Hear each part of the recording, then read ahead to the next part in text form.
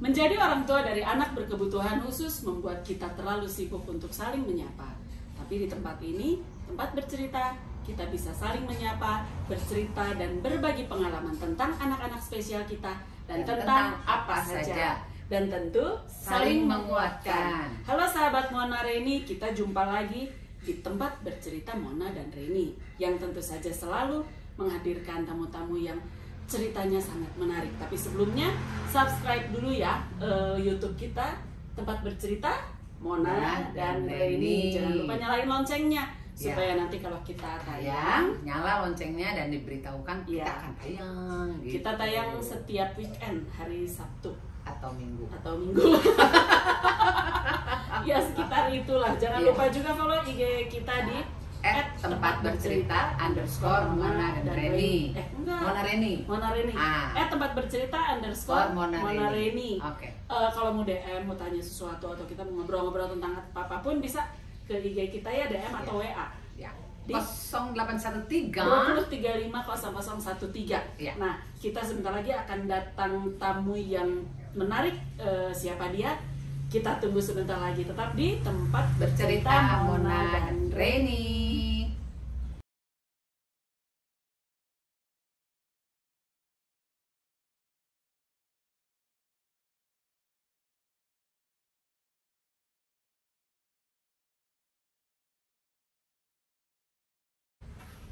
Kembali lagi ke tempat bercerita Mona dan Reni. Tamu yang kita tunggu-tunggu sudah datang. Namanya Ibu Tia. Halo Bu Tia. Halo. Terima kasih sudah datang. Iya. Bu Tia ini adalah seorang terapis untuk anak-anak berkebutuhan khusus, khususnya ASD ya. Autis juga bisa. Semua anak kebutuhan khusus. Semua anak kebutuhan khusus karena Bu Tia ini juga dulu pegang anak saya usia berapa? Usia 6-8 tahun lah. Iya, 6 tahunan. Itu sekitar 15 tahun yang lalu Abraham memang sudah dipegang oleh beliau. Apa kabar Bu Tia? Baik Ibu. Baru kita ketemuan di sini ya? Baru aja sekian lama. Sekian lama, kita cuma WA-WAan aja. Iya. Baik ya Bu. Kemarin katanya pulang kampung ibunya agak sakit, udah sehat sekarang. Alhamdulillah. Bu Tia, kita mau ngobrol nih tentang dari sisi terapis, ya. Terapi apa yang Ibu Tia berikan selama ini untuk anak-anak berkebutuhan khusus, apapun itu, mau ASD, mau kebutuhan khusus lain gitu. Pertama kali Ibu Tia menerima anak tuh sebagai terapis, apa dulu yang Ibu Tia lakukan? Saya biasanya kalau untuk penerimaan murid baru kan nggak bisa secara langsung, jadi memang harus diobservasi dulu. Dari observasi itu kan kelihatan nanti anaknya itu yang dibutuhkan terapi apa saja, terus apa yang harus dilakukan antara terapis sama orang tua di rumah. Betul. Kira-kira jenis-jenis terapi apa saja yang dibutuhkan untuk anak-anak ini, khususnya anak berkebutuhan khusus? Iya, kalau ini untuk pertama-tama biasanya terapi perilaku ABA yang manusia metode Lovaas. Itu kunci dasarnya adalah apa? Metodenya Lovaas. Metode Lovaas ya. Yang kedua untuk speech terapinya. Speech terapi. Terus yang ketiga untuk motorik kasar, motorik halus. Jadi itu semua berkesinambungan untuk perkembangan anak selanjutnya. Jadi misalkan kalau metode terapi perilaku ke metode ABA. Kalau untuk yang keterlambatan bicara, metode speech terapinya di oral mulut. Iya, oral mulut. Terus yang ketiga, kalau anak membutuhkan lemah di motorik pensilnya, yang diterapkan terapi metode motorik halus sama kasar. Itu yang saya tahu kan memang untuk anak-anak berkebutuhan khususnya seperti anak saya Abraham itu kan kalau misalnya pertama kali kita datang ke tempat terapi itu kan kadang-kadang kita bingung ya nge-handle ini anak. Jadi yang saya mau tanya, untuk anak yang model kayak anak saya dulu tuh yang nggak bisa diem, yang nggak bisa konsentrasi, yang katanya ADD, yang katanya ADHD, itu yang terutama apa dulu yang mesti dilakukan? Itu yang terutama metode dasarnya metode Lovaas ABA. Iya, jadi itu kunci dari semua supaya bisa masuk terapi lain, kuncinya di ABA. Supaya dia behave dulu sehingga terapi lain bisa masuk. Oke. Untuk metode seperti ini kita nggak bisa ngomong umur ya. Biasanya orang-orang tua itu datangnya di usia berapa? Kalau yang saya ketahui selama ini jadi terapis itu di usia macam-macam sih, ada yang 4 tahun, ada yang 5 tahun, ada yang terlambat sampai 7 sampai 8 tahun gitu. Tapi seringnya 4 sampai 5 tahunan. Kalau lebih muda datangnya berarti lebih cepat menerima abahnya, lebih baik ya? Lebih baik, soalnya kan diminimalkan seminimal mungkin antara umur 4 sampai 5 tahunan itu anak kalau sudah diketahui gejala autis, secepatnya memang harus di metode ABA itu, perilaku itu. Itu ada pengalaman nggak Bu Tia ketika anak ini datang itu kan masih kayak hiper ya? Nah, pernah nggak ada pengalaman Ibu Tia kena gebuk kena gigit kena apa? Oh sering digigit? Sering digigit, sering dipukul, sering dicubit. Oke. Sering gitu diludahin sampai gitu. Itu masuk ke pengalaman hidup ya Bu Tia ya? Tapi udah nerimo ya Bu ya? Sudah biasa. Sudah biasa. Iya. Biasanya jika anak itu datang di umur 4 tahun, abahnya masuknya berapa lama tuh baru agak bisa duduk tenang dan menerima instruksi? Semua itu tergantung dari ini anaknya itu di diet atau enggak gitu. Oh, ada hubungannya sama diet. Jadi kalau semakin dia memang sedini mungkin udah diet, itu lebih cepat masuknya dari metode apa itu dibanding anak-anak yang tidak diet. Iya. Oke. Itu untuk autis. Nah, kalau misalnya anak-anak lain, contoh lain?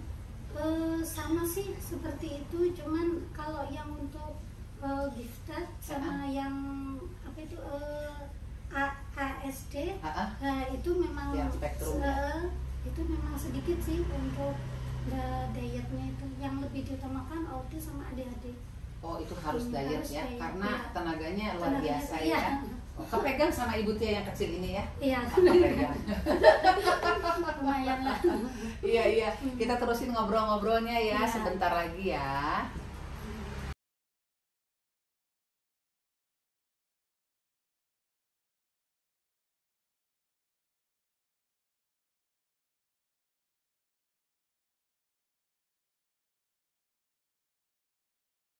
Kembali lagi ke tempat bercerita Mona dan Reni. Bu Tia, tadi kan kita udah ngobrol-ngobrol tentang terapi yang mesti dilakukan. Ada yang sudah tergigit kan? Nah, itu kan agak-agak sedih ya. Sekarang ada yang lucu nggak pengalamannya Bu Tia? Ada sih, salah satunya juga yang tergigit itu ya. Oh, yang tergigit? Kan, iya. Gimana? Kan itu kan kalau di dalam terapi perilaku kan salah satunya mengenalkan bina diri, konsep bina diri ya. Jadi waktu itu saya mengenalkan anak makan sendiri, sendok sama garpu gitu. Tapi ternyata anaknya tuh nggak mau makan sayur gitu kan. Otomatis caranya gimana ya supaya anak mau makan sayur gitu. Terus yang pertama itu saya pakai sendok, saya suapin, nggak mau gitu kan. Coba kalau diinin sama tangan gitu kan, disuapin pakai tangan gitu. Mungkin si anak itu mungkin gemes atau gimana, nggak suka, jadi mungkin dia kesel, jadi kegigit aja cep itu, aku mau. Lumayan ya Bu ya, ininya digigit sama sayur sama tangan ya. Jadi terus katanya yang bisa ini sama ngasih tahu guru besar saya, ngasih tahu kan yang dari Pak Doya itu.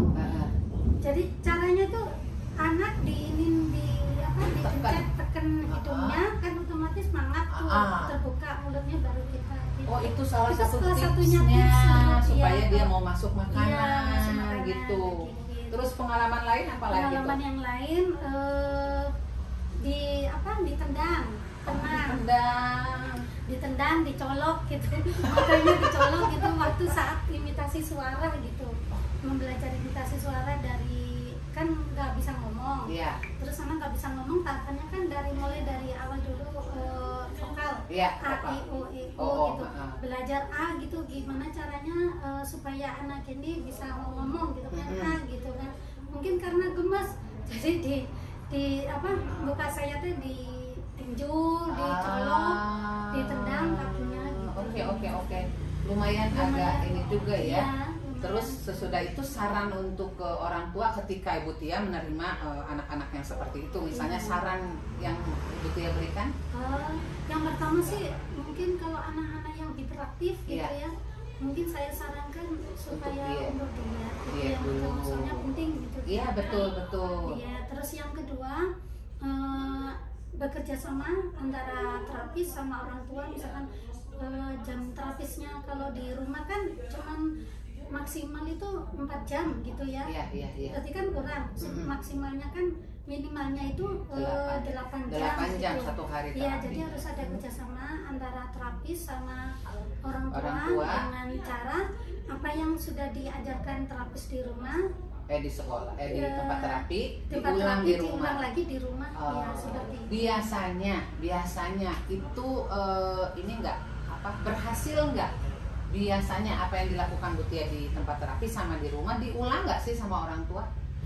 Kalau orang tua yang benar-benar menerima anaknya yang seperti itu, mau legowo gitu insya Allah bisa 80% bisa berhasil itu. Artinya kuncinya di legowo ya Bu? Iya, harus ikhlas menerima anaknya yang mempunyai kebutuhan khusus. Kalau yang nggak legowo mah susah ya Bu ya? Susah, soalnya waktu luangnya kan jadi nggak ada, anak sekali ditinggalin kan, orang tuanya kemana, anak nggak diajak, mungkin bisa jadi malu buat anak sendiri. Hal yang itu kan salah, harusnya kan diajak, dibimbing, diarahin. Artinya ada syarat yang pasti yang prinsipil. Jadi ketika dia dilakukan terapi di tempat terapi, orang tua tuh harus punya rasa legowo untuk mengulang di rumah. Kalau mau hasilnya maksimal. Jadi kalau hasilnya belum maksimal, harus evaluasi ya Bu ya. Di mana salahnya? Apa nggak diulang secara benar? Orang tuanya masih belum terima keadaan anaknya, pasti ada sesuatu yang salah.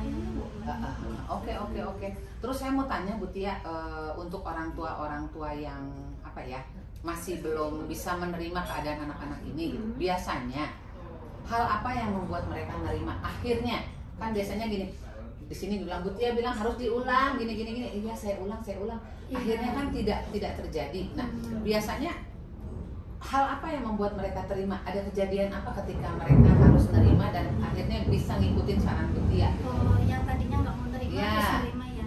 Biasanya itu karena mungkin bisa jadi karena orang tua itu melihat sesama orang tua yang punya kebutuhan khusus. Jadi anak itu kan otomatis secara nggak langsung membandingkan kan anaknya seperti ini. Mungkin dia nyari tahu sendiri kenapa. Mungkin yang satunya itu diajarkan sama orang tuanya langsung mulai bina diri itu kan penting gitu ya, penting untuk anak ke masa depannya itu kan. Aku pengen anakku seperti ini, caranya gimana? Nah itu mulai membuka hati, membuka pikiran untuk mau. Artinya komunitas itu perlu ya Bu Tia ya. Ketika kita bergaul di komunitas, ada saran-saran dari orang tua lain yang membuat kita termotivasi untuk melakukan hal yang sama untuk kemajuan anak-anak kita. Oke, begitu ya.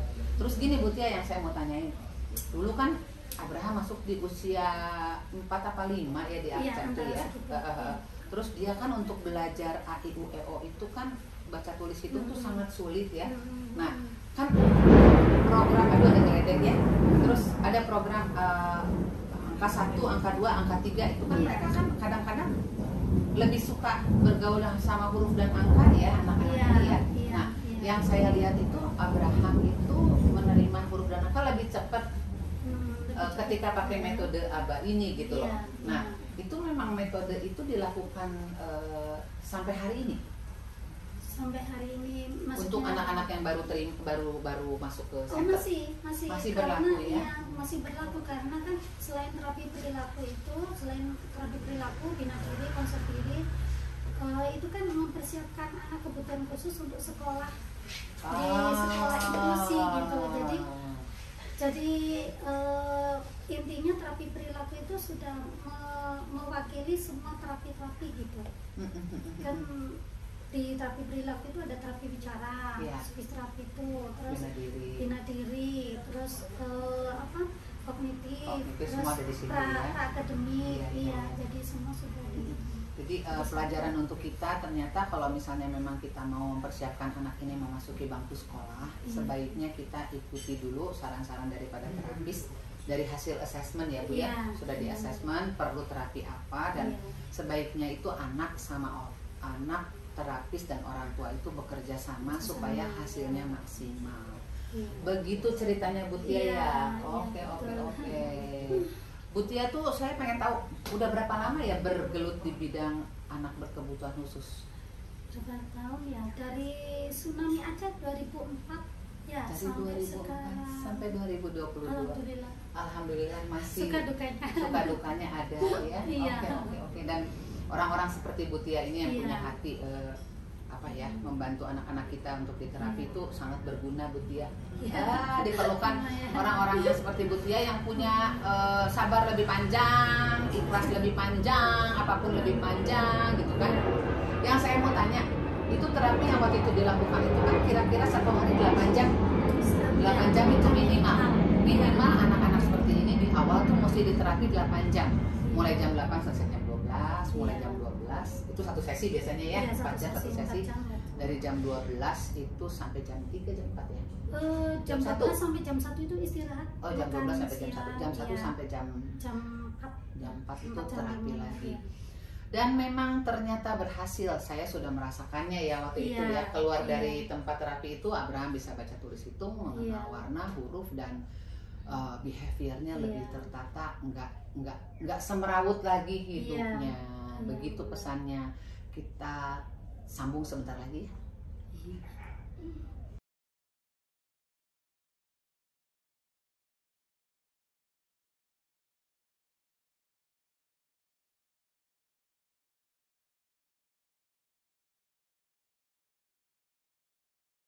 Masih di tempat bercerita Mona dan Reni, masih dengan Bu Tia, terapis yang sejak tsunami sampai sekarang masih bertahan menjadi seorang terapis yang baik.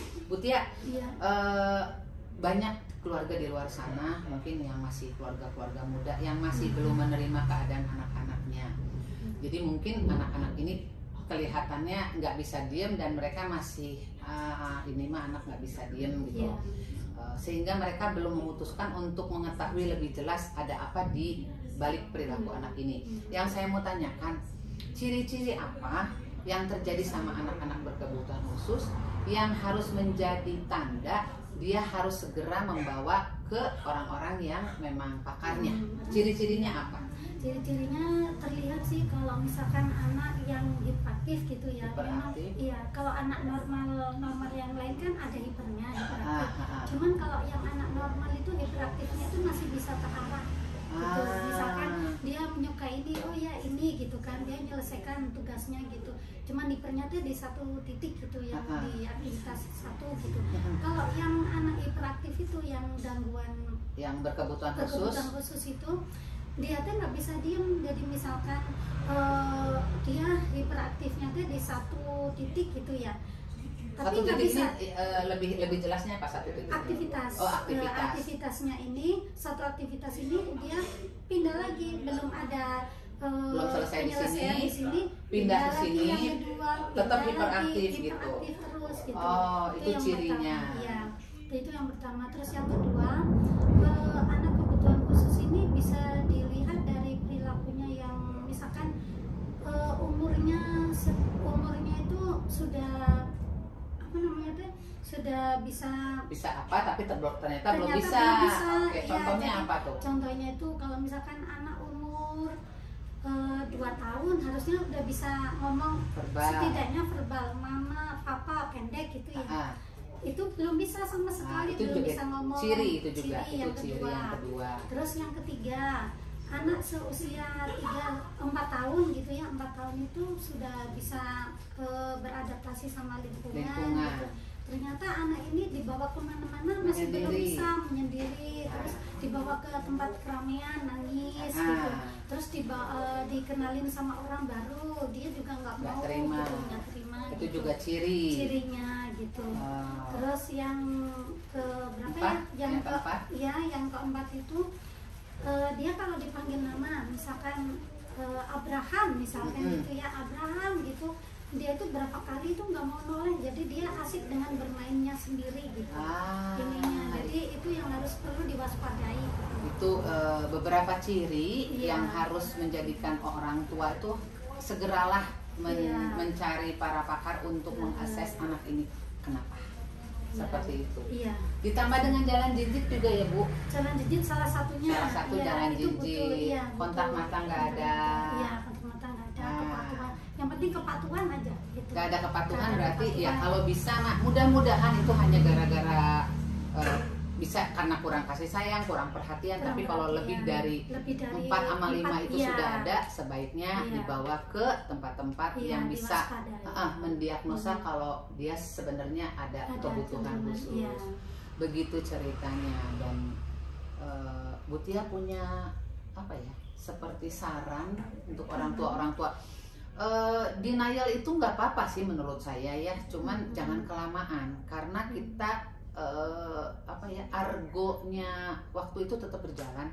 Kalau kita denialnya sebulan, 2 bulan, 3 bulan, tapi jangan sampai lebih dari berbulan-bulan ini sehingga anak tidak tertangani dengan baik dan kerusakan itu akumulasi ya Bu ya. Satu saat dia akan menjadi bom waktu gitu loh. Jadi sebaiknya terima dulu ya keadaan anak ini dengan tulus, dengan adanya seperti itu, baru nanti dikasih cari jalan keluarnya, solusi yang tepat untuk anak gitu.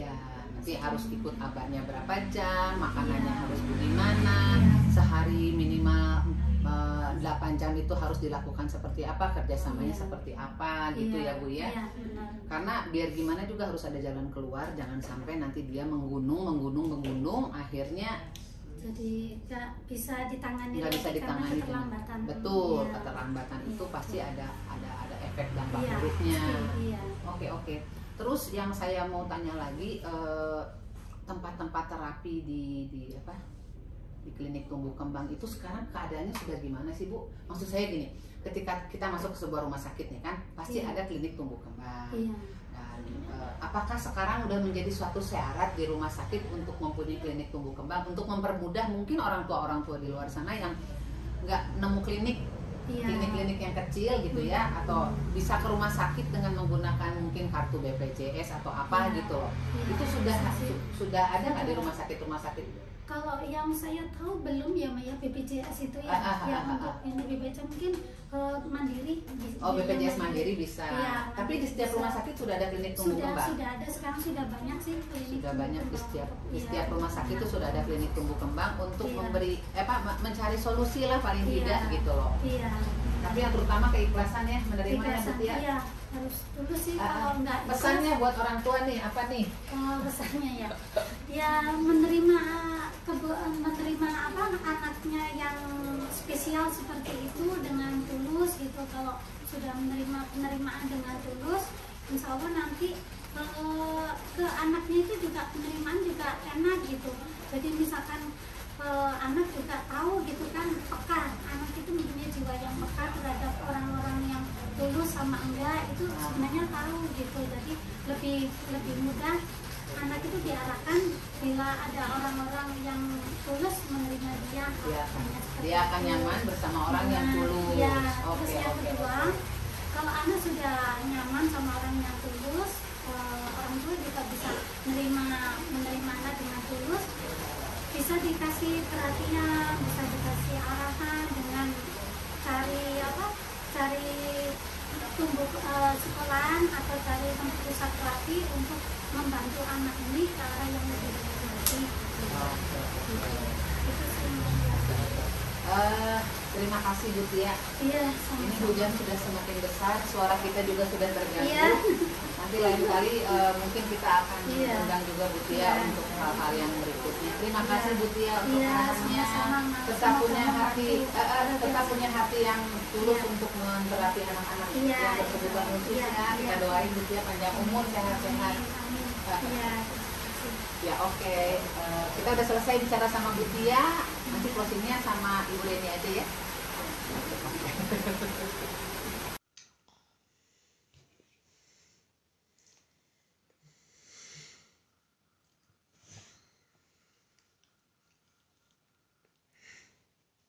Oke, good job.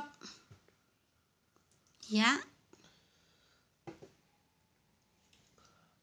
Nyam nyam nyam nyam nyam nyam, pinter. Gilbert makan buah apa? Pisang. Enak?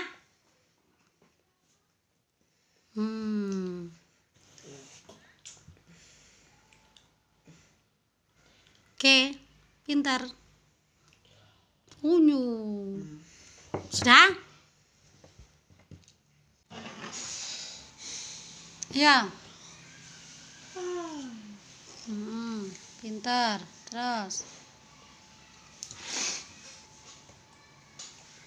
Ya, ayo.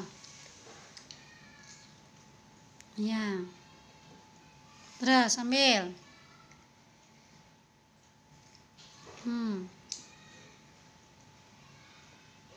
Ayo.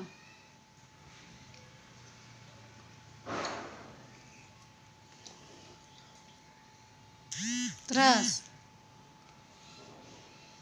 Isinya buang, Bet.